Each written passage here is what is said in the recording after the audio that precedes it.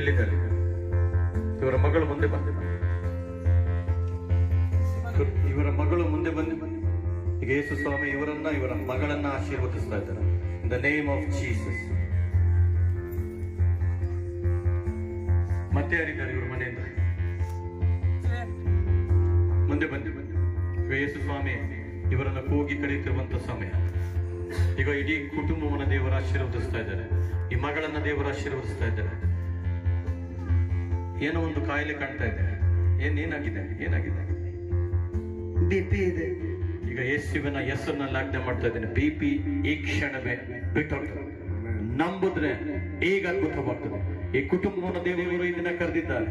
ಈ ಕುಟುಂಬ ಈಗ ದೇವರ ಕುಟುಂಬವಾಗಿ ಮಾರ್ಪಡ್ತದೆ.